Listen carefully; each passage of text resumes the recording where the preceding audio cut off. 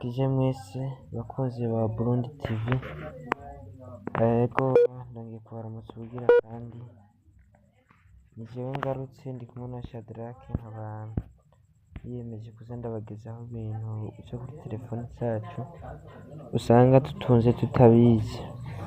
Rero guys, icyo musabwa ni kuba warakoze kuba dukurikirana kuri YouTube kuri chaîne yacu ya Burundi TV, ni kuba warakoze subscribe, ego bikunze ugakora comment, ukagira like, ukagira partage, ego aho no kuri page yacu ya Facebook ukayidukurikiranirako murashobora kwandika Burundi TV maze mukagira suivre, mukagira partage, mukagira na comment na like. Rero guys, ikigwa cy'uyu munsi tugiye kubarangira ukuntu mushobora kurungikira message kuri WhatsApp umuntu imaze kumushyikira yisomye igaca yifuta. Ego guys, niyo trick uyu munsi tugira turabire hamwe. Rero murabona ntibyakunze ko nshaka kuronka telefoni zibiri ngo ndabibereke, ariko ndaja kubereka mu buryo atanu umwe ataza kubibona.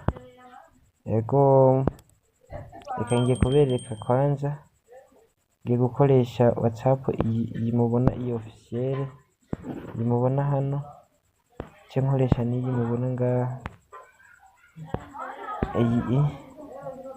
iyi GB WhatsApp ngira niyi murayibona niyo nyene.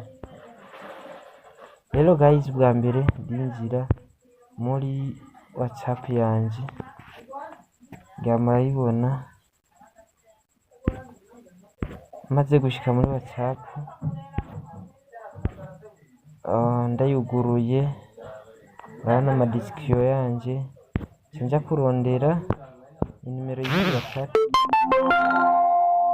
WhatsApp naberetse, nimero yayo nyene sinja kurondera, ndagitiwaliza kwanza, urabibona. Reka kwanza mpere ku ntango mubibone neza mwese, maze nkuremo bino byose. WhatsApp ndabanza nkayugurura, murabibona. Maze kuyugurura, inimero y'iriya yindi WhatsApp yanje niyi mubona iri hano hejuru nanditseko kuno. Rero guys, nimba ngiye kurungikako akarorero, reka nje kurungikako agafoto kashwadise muri galeri, reka ndungike akamubonaka ku buryo rero akaravye gaca kaza kwifuta. Urashaka uburyo ushaka kurungikira umuntu gaca ugira ati sinje ngomba ko bo abazokora kuri telefoni yiwe bazokibona, mubwo buryo rero ugaca gira ati reka ndaye uko ndayimurungikiye shaka kumera uko izo guca yifuta. Rero guys, ucuhita ukanda ngaha, right, ukanda ngaha kano kantu mubona kameze uko, maze gukakandamo murabona yuko hari ibintu bihindutse. Murabibona yuko ngaha ubu uko hari hameze ubu atari ko hakimeze, hari cyahindutse. Rero umaze kwandika, nimba hari ibintu wandikako uravyandika. Example zenshi ni kwandika ibi na karorero, ariko aka kantu ka verify yuko karimo. Maze guheza urahita urungika nkuko bisanzwe. Murabona ko ifoto yacu, murabona ngaha yuko ifoto yacu iriko iragenda. Mubona ko yamaze kugenda ariko itaramushikira. Rero guys, reka dukupe tuje kwinjira muri ya WhatsApp nababwira. Dusuppose ko ari wundi muntu tugomba ko iyo message mushikira, ariko ntashobore kuza kusubira kuyisoma ugira kandi.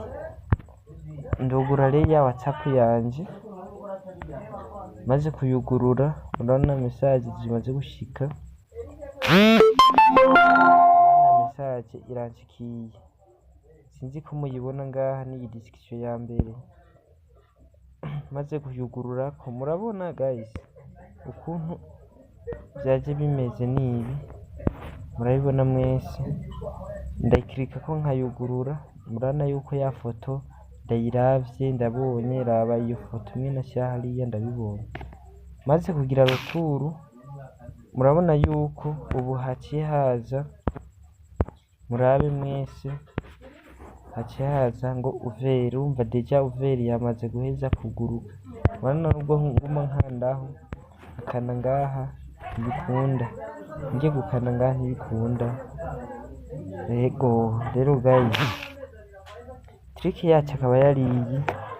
Ego wewe icyo usabwa ni kudushigikira ukagira subscribe kuri channel yacu ya YouTube, reka mbere ukagira partage kugira ngo benshi babone ibintu bikorwa vyacu, maze hagira icyo bibafashije. Dushimiye uwo wese rero yemeye kudukurikirana. Ego naho ubutaha, Yesu abane namwe.